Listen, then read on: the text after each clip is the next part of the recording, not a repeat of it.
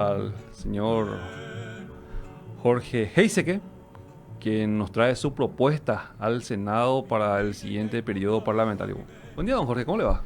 Buen día, un saludo para toda la audiencia de este sector tan cercano, tan en el que me siento como en mi casa, como lo es también acá esta casa. Agenda legislativa, propuestas del doctor Jorge Heiseke, senador 2023. Bastante nutrida, bastante gordita, por decirlo así, bien segmentada en diferentes aspectos que hacen a nuestra realidad jurídica, como así también ya práctica. En lo que en la práctica vemos salud, educación y seguridad, los pilares más débiles que muchas veces se tienen y que realmente se tienen. Infraestructura estamos avanzando, pero falta todavía por hacer muchas cosas. Jurídicamente somos todavía un caballo de Troya porque vemos que la Constitución a veces parece solamente un libro con letras muertas. Así mismo. Sí, evidentemente, mira, estoy redondeando mi campaña con 45.000 kilómetros recorridos.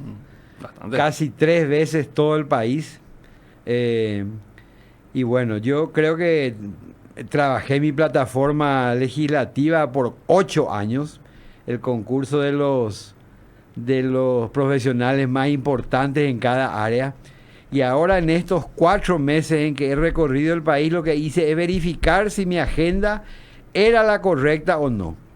Creo que lo confirmé en la mayoría de los casos.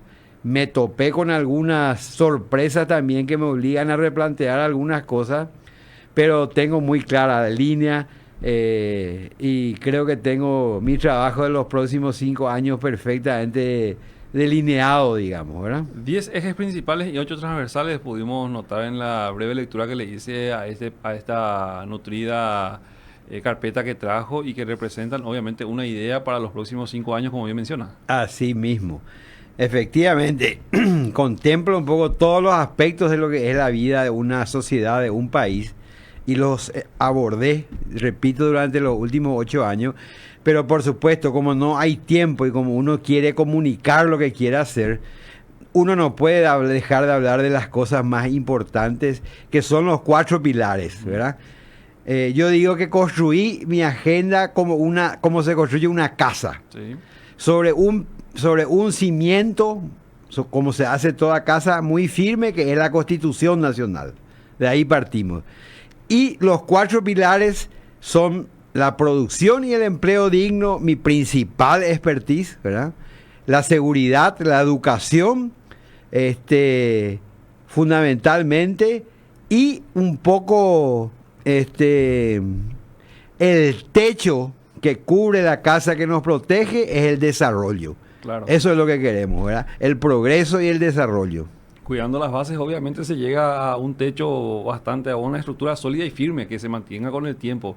El segmento privado, como bien mencionaba yo, antes de que su llegada se ha consolidado, obviamente por el dinamismo que está demostrando y por la practicidad en la que se está moviendo para poder catapultar nuestra economía y nuestro desarrollo. Así En lo mismo. político, lastimosamente, por las cuestiones muchas veces políticas, a pesar de tener doctores, doctores médicos, a pesar de tener ingenieros civiles, tenemos todavía deficiencias en centros asistenciales de salud, o como así también en infraestructura vial, por ejemplo. Totalmente. Y el problema es que todos estos aspectos, ¿verdad?, que hablamos, la producción, la salud, la educación, etcétera, no se pueden disociar de la política. El que pretende hacerlo comete un grave error y no entiende que todos los graves problemas que tenemos en Paraguay en estas materias es justamente porque se ha mezclado, pero con la política de los politiqueros, Sí, con la de los bandidos que se disfrazan de políticos para medrar, para enriquecerse y para pretender perpetuarse en el poder ellos y sus generaciones siguientes, ¿verdad? Contra eso estamos. Repito, yo tengo propuestas muy firmes, muy claras, innegociables, y una línea ética marcada por mi educación, por mi familia, que es una carga que llevo encima muy pesada y que debo sin duda responder, ¿verdad? vengo de una historia familiar realmente muy rica, muy comprometida con el país, ¿verdad? Una educación con mucha sensibilidad social, humanista, ¿verdad? Inquieta, interesada por la ciencia. Soy un lector empedernido, como siempre digo, ¿verdad? Así que estamos ya... y las cartas están echadas. Tenemos 3 días. Tengo la suerte, una candidatura que empezó casi, digamos que muy humildemente. Tengo la suerte de que la gente, y sobre todo la gente del campo, la gente de la producción, de donde vengo, ¿verdad? Entendió mi mensaje, ¿verdad? Y realmente mi candidatura hoy adquirió ya un nivel nacional importante. Y estoy muy optimista, muy feliz por esa respuesta, ¿verdad? Y uno se hace camino al andar, luego mencionan ciertas frases y obviamente esta experiencia consolidada con esa historia familiar que menciona y que debe honrar, obviamente, hacen que las propuestas de Jorge Geise que sean centradas ya en base a experiencia de lo que fue lo familiar en otras áreas, como así también en este recorrido de 45.000 kilómetros que ha anotado. 200, los cinturones de pobreza, don Jorge. Una preocupación. Esa es una realidad que yo viví ahora, ¿verdad? Yo en el tema de la producción estoy hace muchísimos años. Yo creo que la gente sabe, yo fui fundador, fui presidente de prácticamente todos los gremios de la producción, de la UGP, de Capeco. Fui el fundador, uno de los fundadores y el primer presidente del INVIO, ¿verdad? Sí. Pero lo que vi ahora, esa pobreza impresionante en los cinturones, alrededor de ya 50 ciudades en Paraguay. Sí. Eso es un tema que no está resuelto, porque ese es un problema rural o es un problema de ciudad. No está claro. No está claro. Y desde el momento que no está claro, tampoco hay solución para eso. Y he visto millones de compatriotas viviendo en esos cinturones sin salud, sin educación, sin seguridad, sin trabajo, ¿verdad? Sobreviviendo realmente, y eso es inaceptable, ¿verdad? Sí. Eso de alguna manera tenemos que buscar la solución y lo vamos a encarar con toda la fuerza que podamos tener desde el Congreso. ¿Cuáles serían algunas de las propuestas claras en ese sentido? Porque sabemos bien que obviamente hay que tener trabajo para tener o para brindarle a otros la oportunidad de tener buena educación. Hay que tener trabajo para tener buena alimentación. Teniendo buena alimentación se tiene buena salud. Así mismo. Entonces va todo hilado, todo hilvanado, entonces concatenado, y es imposible muchas veces abordar por segmentos nada más un problema integral o muy complejo. Totalmente. Pero estamos en un programa agropecuario, entonces vamos a centrarnos en eso. Pero todo tiene relación, como vos decís. Sí. Por ejemplo, a mí, yo pregunto siempre donde me voy, ¿cuáles son los principales problemas de salud pública en Paraguay? Y me responden, falta de medicamentos, los hospitales que son un desastre, falta de médicos. No, los 3 principales problemas de salud pública en Paraguay son la falta de una alimentación saludable. Sí. Segundo, la falta de cobertura de agua potable. Sí. Y tercero, la falta de cobertura de cloacas y con tratamiento. Esos son los 3 principales. Y de ahí sale una serie de políticas, ¿verdad?, que directamente tienen que atacar eso, y esa es la función del parlamentario en el segundo nivel. Sí. En el primer nivel, que es responder a esas necesidades que tiene también urgentes el ciudadano, porque la falta de medicamentos no puede esperar. Eso necesita para hoy, ¿verdad? Buenos médicos, buena atención en los hospitales, necesita para ayer. Entonces, esa doble función del parlamentario es lo que creo que muy pocos candidatos tienen claro, ¿verdad? Y bueno, eso se adquiere solamente quemándose los ojos, estudiando durante muchos años y con la experiencia concreta de haber trabajado, de haber sentido el calor, el rigor del clima, a veces el sudor en la frente, y de ahí se aprende. Claro, no, es imposible que teniendo los números que tenemos seamos todavía un país con cierto atraso en muchas cosas. Pero tenemos la posibilidad, obviamente, de corregir ahora esos rumbos con el voto preferencial, como le denominan, y que cada uno ya no es que vota solamente un número, sino que está votando a las personas que cree convenientes poder ocupar esos lugares dentro del Congreso o la presidencia misma. Sabemos bien que en el Congreso es en donde se toman las decisiones importantes. Es por eso importantísimo saber elegir a las personas o la representación que vamos a tener ahí, porque de ahí parten las políticas públicas y obviamente el apoyo ya al presidente o no en su gestión depende obviamente de cómo éste se vaya comportando. Don Jorge, es imposible que personas que han sido picadas por un alacrán, por ejemplo, tengan que desplazarse 300, 400, 500 kilómetros para buscar un antídoto, como bien mencionaba. Tenemos doctores en el Congreso, pero no han hecho absolutamente nada. Gente que viene de Caguazú hasta emergencias médicas, Asunción, gente que viene de Alto Paraná, de las zonas más recónditas hasta Asunción para un tratamiento. Es imposible eso. Totalmente.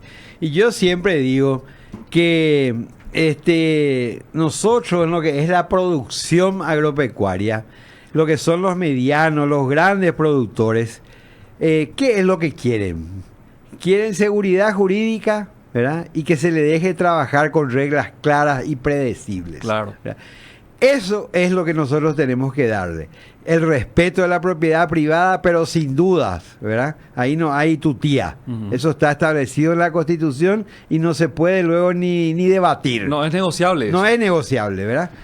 Pero cualquier país independiente que se precie de tal cosa tiene una cosa que es esencial: la necesidad de la seguridad alimentaria. Sí, eso. Eso es fundamental.